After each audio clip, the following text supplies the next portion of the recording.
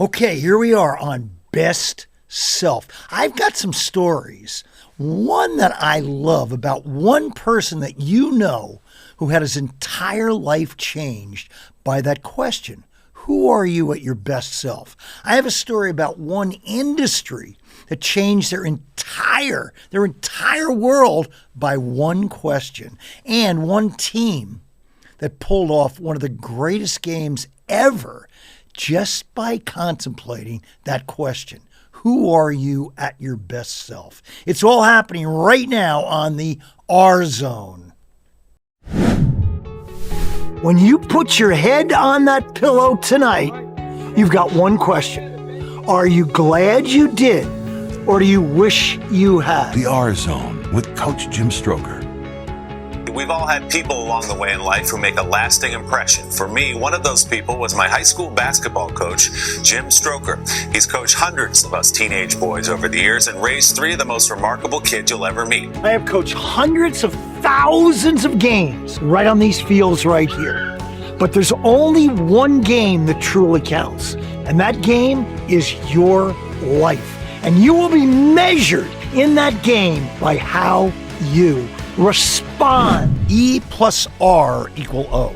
The events, many of which are out of your control, plus your response, which is 100% on you, will equal the outcome. And now we're about to lean in on the power of your response. The R Zone. This is a podcast to share conversations on our own hero's journey. These are stories that have shaped my life and the mindset I hope that will help shape yours. This is coaching for life. It's not where we've been. It's all about where we're going. The R Zone is the space between stimulus and response. The R Zone is where you have the power to choose your response. And now, join Jim Stroker in the R Zone. Welcome to the R Zone. This is Coach Jim Stroker, life coach, leadership trainer, and motivational speaker. Well, it's way back in 1924. In fact, it's October 1st, 1924. In a small little farmhouse in the middle of Plains, Georgia. There's no running water and no electricity. And the birth of a child would occur. James Earl Carter. Jimmy Carter, you know him. He was born that day to, of course, his dad, Earl Carter, who was the peanut farmer who works on this small farm trying to make it work. And of course, his mother, her name is Lillian, and she's a nurse. And Lillian is a very, very special person. She's a nurse, but she's crossing those segregation lines and not only caring for white babies, but also black. She shows Jimmy that world of empathy and love, and his dad is just a workhorse. He's a tough guy, an authoritarian dad, and Jimmy grows up with this blend. And he grows up and goes through school, and right after school comes home, and of course he spends all afternoon doing chores, working hard, becoming, this really, really accountable, proactive, responsible kid. Well, time comes for Jim to go to college, and Jimmy applies to Georgia Tech. And he goes to Georgia Tech for one semester, and then he has this little dream that he's always had. And the dream was to go to the Naval Academy. And lo and behold, he applies and gets in. And Jimmy Carter, in 1946, graduates from the Naval Academy.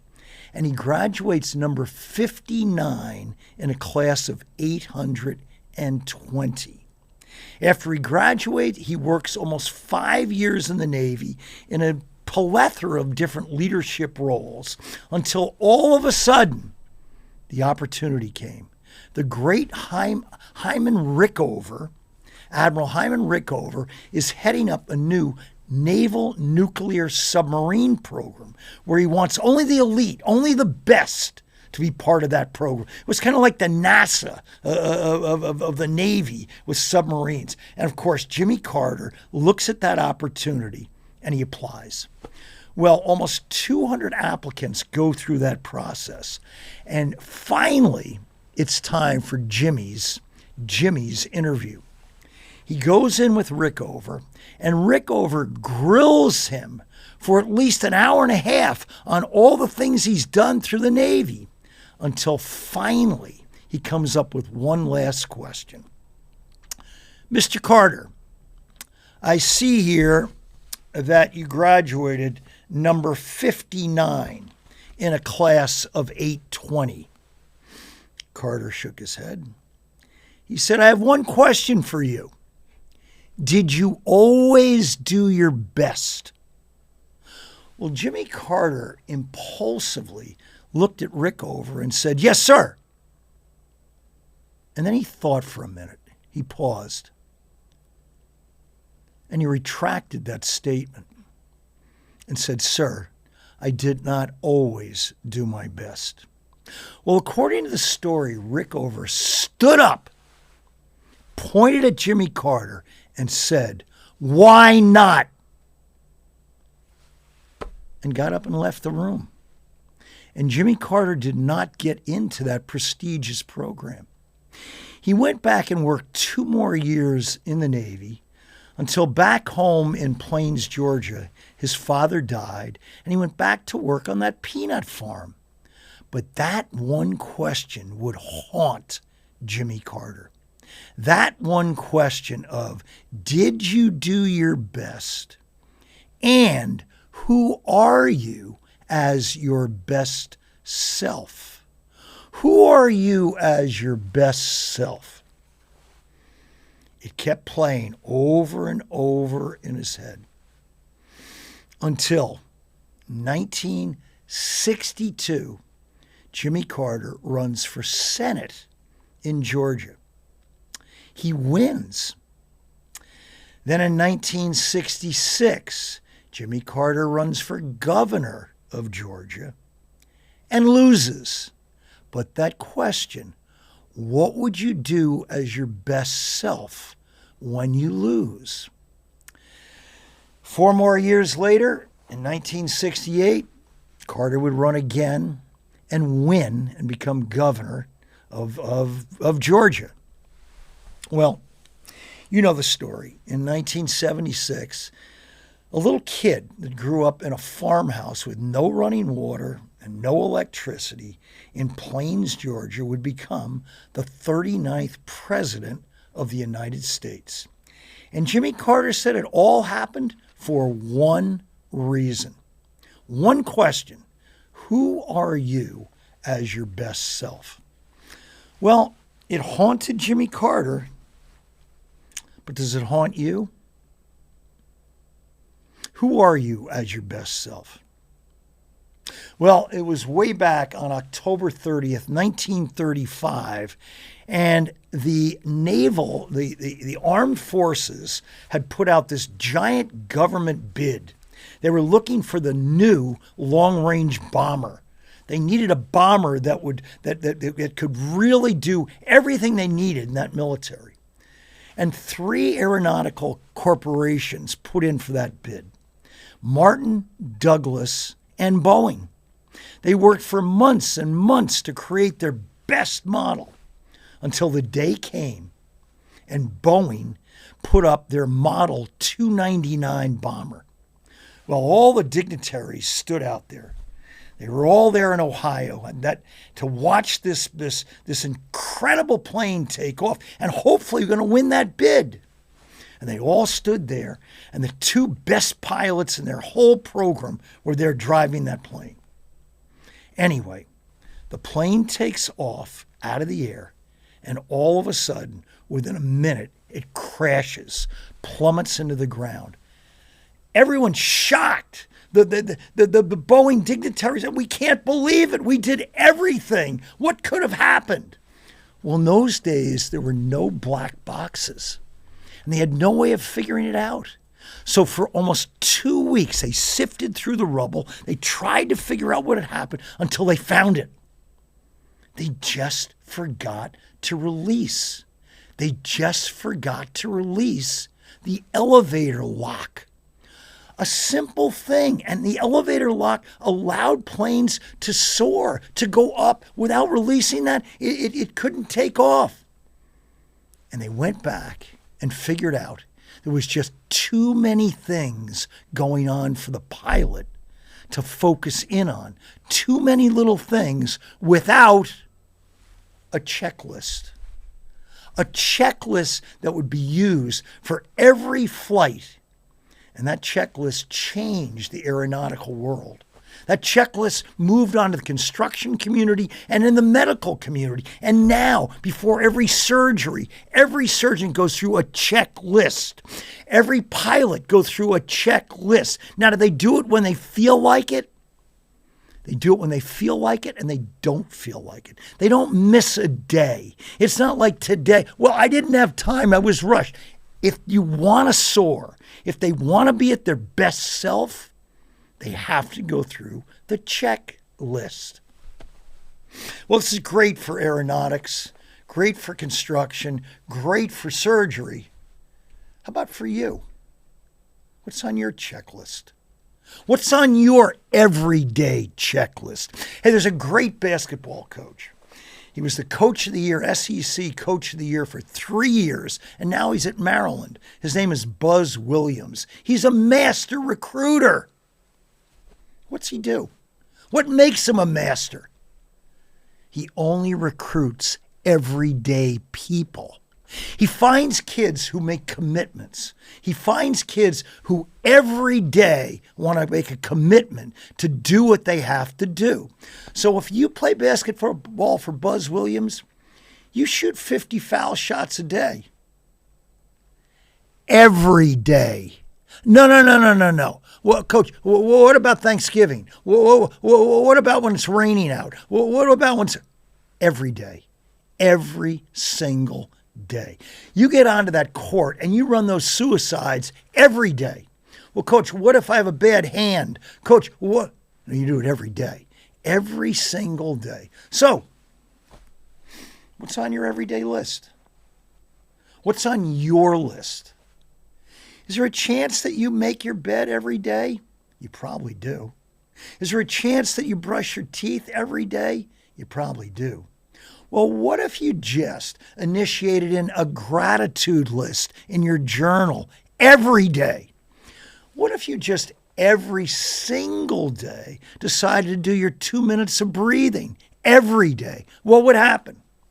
You know, I had the luxury of speaking in a lot of schools. And I go in there and talk to those young kids, and they're only like in 3rd, 4th grade. And I say, you know, what do you know here? Give me a poem, give me a passage, give me a quote that you know. And they all sit there like this. And I say, oh, really? I have a funny feeling you know something. You know something so well, you could say it with your eyes closed. And they're like, really? Could you tell me the Pledge of Allegiance? And they stand up and say, I pledge allegiance to the flag of the United States of America. They say it every single solitary day, when they feel like it or they don't. So, once again, what is on your everyday list? With an everyday list, you're going to get pretty good at some things. In fact, you might even be great at some things. Can you imagine focusing in on what's important to you and doing it every day? Well, I have just one more little story I'm going to finish up with, which I love. It's a story about a team doing something that was just incredible. They became their best self, like in this game. And you know the game. You know the game. It was back in 1980 on February 22nd when the United States hockey team is getting ready to play the Soviet Nationals. Now look, this is 23 college kids, with 2 of them have minor league experience, and they're going to play against the Soviets that are filled with just professional hockey players that practice 12 hours a day. The odds of the game? 1,000-1. These two teams scrimmaged each other a month and a half before in Madison Square Garden. 16-3. There's no chance they're going to win. But one coach comes on in and says something to these boys that changes everything. Just like Rickover said to Carter. He says to the boys, great moments are born from great opportunities. And that's what you have here tonight, boys. That's what you've earned here tonight. And then he says it. One game. If you played these guys 10 times, they might beat you 9. But not tonight. Tonight, we skate with them, stay with them, and shut them down because we can. Tonight, you're the greatest hockey team in the world. You were born to be hockey players. You were meant to be here tonight. This is your time. What did this guy say? One game. One game. One day, he might tell you. One speech, he might tell you. One encounter with someone else, he might tell you. One day, could you be your best self? One day. And then maybe a second day. Hey, we all know it. It's really hard to run a marathon, 26 miles. But could you run 1 mile? One. And then maybe could you run or push a second mile? One day at a time, one day at a time of you committing to that best self. Who is it? Now look, this is a little bit bizarre, a little bit wild, a little bit crazy. But that's okay. Close your eyes just for a minute. Go ahead. Whoa. Close your eyes. Don't peek. Close those eyes. And just for a moment, picture yourself as your best self. I want to see that body language. I want to see how you handle yourself. I want to see how you greet other people. I want to see how you handle challenges. I want to see what that mind is saying. I want to see what you go for when you really believe you're your best self. See it. Come on, get the picture. All right. Last piece, then we'll let you get off to work here. One day it's going to come. I'm a yoga teacher. I teach yoga. People love yoga. You know why they love yoga? They like the end. Wait a minute, coach, wait a minute. No, they like the end of it. They love the end. The end is called Shavasana. The end is called where you lay down flat on your mat, close your eyes, and breathe. That's called the end. Shavasana is called corpse pose. It's the end. Well, here's the deal. One day you're going to be at the end. One day you're going to be on your deathbed. Don't get too upset. It happens to all of us. But don't let this happen. You're on that deathbed, and then all of a sudden, there's a knock on the door. You're like, I had hardly let's let me die in peace. And all of a sudden, through the door, comes you. You're like, whoa. And you walk up to the dying you.